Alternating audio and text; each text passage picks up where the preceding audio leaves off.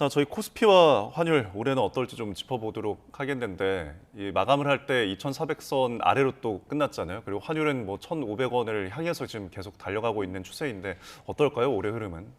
일단 코스피는 작년에 이제 삼성전자의 영향이 컸다라고 보시면 될 것 같고요. 네.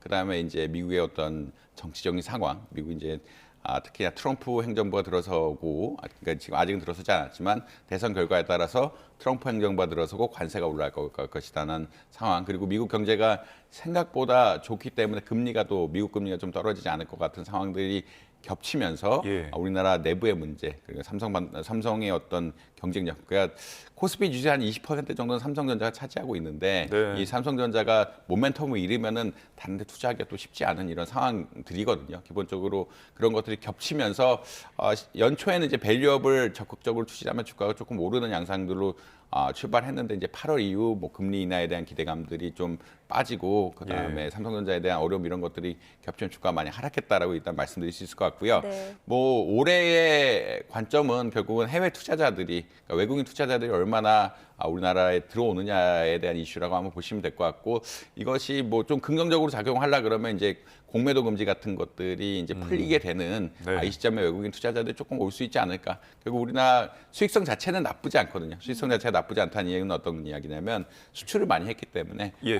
작년 수출 같은 것도 많이 했기 때문에 수익성 자체가 나쁘지 않기 때문에 외국인 투자자들이 들어올 수 있는 환경은 되어 있는데, 작년 좀 제도적인 환경, 공매도 같은 것들이 금지되고, 그러니까 미국의 불확실성도 커졌지만 우리나라의 불확실성도 커지면서 불확실성을 해결할 수 있는 다양한 전략을 쓰기가 어려운 이런 상황, 공매도 전략 같은 그런 데 좋은 전략이라고 보는데 네. 그런 걸 쓸 수 없는 상황들이 되면서 뭐 좀 못 들어왔다. 그렇기 때문에 주가가 좀 하락한 경향이 셌다라고 이야기를 하고 있습니다.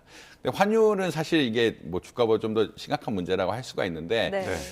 이제 뭐 KDI라든지 결국은 한국의 경제 전문기관에 있어서도 1,500원을 열어놓은 상황이라고 아마 이해하시면 될 것 같거든요. 1,500원 열어놓았다는 이야기는 어떤 이야기냐면 결국 환율이 그러니까 이제 변동성의 문제도 있지만 환율의 네. 시장의 우리나라의 정치적 변동성, 미국의 정치적 변동성도 있지만 펀더멘탈에 있어서 미국의 기준금리 좀 계속적으로 높을 거라고 생각을 하고 있고, 올해 이제 한국은행의 통화신용정책 방향에서 봤을 때 한국의 기준금리 좀 낮아질 거다라고 예측을 하고 있기 때문에 네. 결국은 미국의 달러에 대한 수요가 계속 높을 거고 원화에 대한 수요는 좀 낮아지게 되면서 원달러 환율이 올라가게 되는 것이 아니냐라는 그런 이슈들이 계속 나온다라고 아마 이해하시면 될 것 같습니다. 그래서 특히나 뭐 경제 성장률까지 미국이 좀 더 좋을 거라고 예상하고 있기 때문에 네. 위에 상단은 좀 열려 있고, 뭐 떨어진다고 할지라도 코로나19 이전처럼 뭐 1,200원대, 1,100원대 가기는 조금 쉽지 않은 상황이다라고 말씀드릴 수 있을 것 같습니다. 네.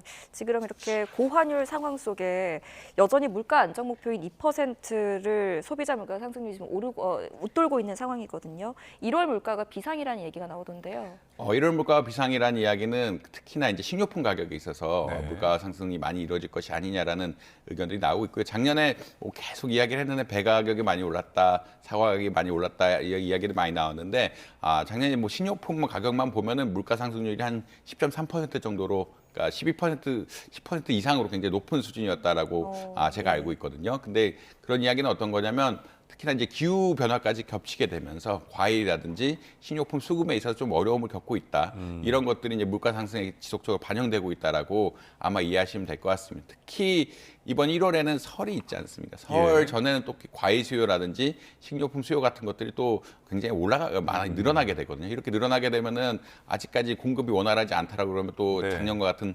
금사과라든지 금배라든지 계속 이런 이야기들이 나올 수밖에 없는 상황들이고, 이런 것이 뭐 물가를 견인하지 않으니까, 특히나 뭐 일반적인 물가라기보다는 이런 서민들의 생활의 가장 중심이 되는 이 식료품 가격 같은 것들이 문제가 되지 않을까라는 의견들이 나오고 있다. 근데 이제 전체적으로 보면은 한국은행 예측하기에는 올해는 이제 물가 수준 한 2%를 달성하면서 물가 수준이 안정된 기조를 보일 거라고 예상을 하고 있는데, 예. 아무래도 이제 식료품 가격 같은 것들, 특히나 기후 변화라는 좀 바뀔 수 없는 이런 현상들이 겹치게 되면서 물가 안정에 있어서 좀 어려움을 주고 있는 이런 상황들, 특히나 고환율까지 겹치게 되면 이런 식료품 가격도, 우리나라는 수출 의존도가 높기 때문에 식료품 가격이 올라가게 되는데, 두 가지 상황이 1월 달에 좋지 않다라고 아마 이해하시면 될 것 같습니다. 네.